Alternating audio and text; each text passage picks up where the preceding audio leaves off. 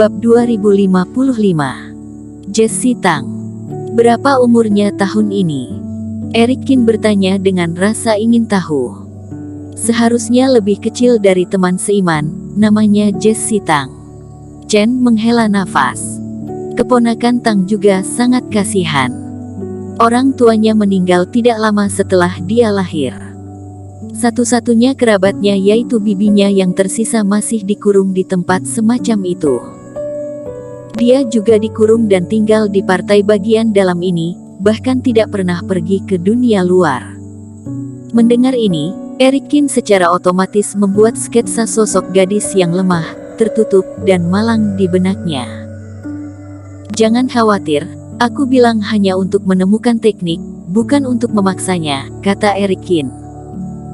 Tentu saja dia juga mengerti tujuan Chen berbicara pada dirinya. Terima kasih, teman seiman. Setelah menerima janji Eric Qin lagi, Chen juga menarik napas lega. Sambil berbincang, mereka berempat sudah sampai di suatu daerah partai bagian dalam. Karena murid yang tinggal di puncak ketiga sangat jarang, tidak ada rumah berderet, setiap bangunan sangat tersebar dan menempati area yang luas. Apa yang muncul di depan Eric Qin saat ini adalah istana yang sunyi.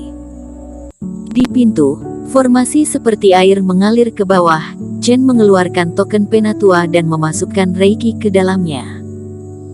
Tidak lama kemudian, dua kultivator yang juga mengenakan jubah penatua pun berjalan keluar.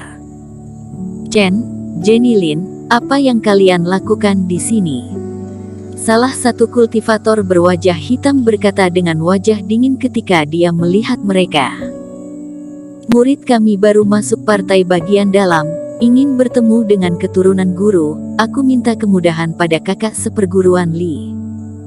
Chen tersenyum dan memberi hormat dengan kedua tangannya. Ini muridmu. Kultivator berwajah hitam mengangkat alisnya dan melirik Eric Qin dengan heran. Eric Qin mengerutkan kening, merasa bahwa mata orang ini agak aneh, seolah-olah dia memiliki dendam padanya. Ingin melihat keturunan ketua senior, begini saja. Aku akan memanggil Nona Tang. Kalian bisa melihat di pintu melalui tirai tipis. Kultivator berwajah hitam itu menyentuh dagunya dan berkata dengan dingin. Penatua Li, apa maksudmu? Tidak mengizinkan kami masuk. Chen tiba-tiba menjadi sedikit kesal. Ingin mengatakan bahwa Eric Qin datang menemui Jessie Tang dengan tujuan untuk mencari teknik pengendalian api. Dengan tirai tipis ini, bahkan transmisi suara pun tidak dapat digunakan, bagaimana bisa mencapai tujuan? Selain itu, dia mengatakan ingin bertemu dengan keturunan guru, kualifikasi apa yang dimiliki orang ini untuk menghentikannya? Chen, bahkan jika tidak membiarkanmu masuk, apa yang bisa kamu lakukan? Kultivator berwajah hitam itu mencibir dengan tangan terlipat. Cekoli, jangan keterlaluan dalam bertindak.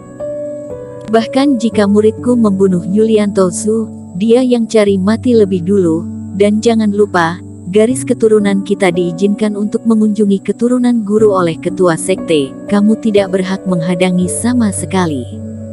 Chen mengerutkan kening dan berteriak. Eric Qin tiba-tiba menyadari itu, tidak heran pria berwajah hitam ini terus menatap dirinya dengan mata dingin. Ternyata orang ini adalah gurunya Yulianto Su. Melihat orang yang membunuh muridnya tepat di depannya, jika dia tidak mencari sedikit masalah, khawatir dia tidak akan bisa mendidik murid seperti Yulianto Su. Chen, kamu juga harus tahu jelas. Menghadapi kemarahan Chen, Cekoli mencibir dengan wajah tenang. Biasanya, ketika kamu pergi menemui keturunan ketua senior, aku akan terlalu malas untuk melirik, tetapi sekarang adalah waktunya bagi kedua ketua sekte untuk berganti posisi. Aku tentu harus berhati-hati ketika melakukan sesuatu. Bagaimana jika kalian berdua atau murid yang kalian bawa berniat buruk pada keturunan ketua sekte? Kamu. Chen juga sedikit marah, tapi dia tidak menyangka Cekoli begitu arogan. Awalnya merasa bahwa bahkan jika Eric Kin membunuh Yulianto Su, dia tidak akan berani mempersulitnya. Dia tidak berharap pihak lain menggunakan dalih Heidi Wang sebagai alasan untuk membuat mereka merasa jijik padanya. Adik seperguruan, atau kita tunggu beberapa hari.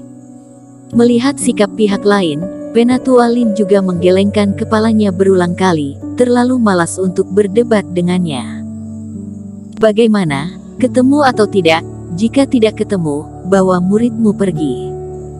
Ceko Li berdiri di tangga dan berkata dengan sombong. Chen mengertakkan gigi, gemetar karena marah. Dia tidak punya pilihan selain menoleh untuk melihat Eric Kin dan menanyakan pendapatnya.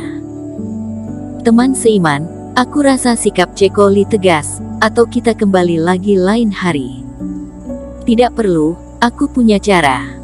Serahkan ini padaku. Eric Kin mengerutkan kening. Cara termudah secara alami adalah seperti yang dikatakan Penatua Lin, mengabaikan provokasi Ceko Li dan menunggu beberapa hari hingga Heidi Wang naik posisi, dan orang ini tidak akan memiliki alasan. Tapi dengan cara ini, waktu terbuang percuma. Dan dia tidak mungkin terus berpura-pura sepanjang waktu dan terus membuang waktu untuk masalah ini.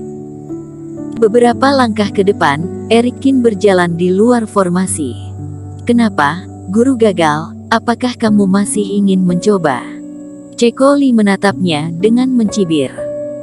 Biar aku beritahu, ada aku di sini hari ini, tak seorang pun dari kalian bisa masuk.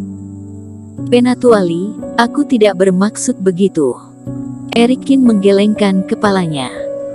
Hanya saja aku sangat penasaran, berapa tinggi kultivasimu sebagai penatua yang menjaga keluarga Tang? Agaknya tidak terlalu tinggi, kalau tidak, ketua sekte tidak akan memberimu tugas yang membosankan seperti ini. Bersambung.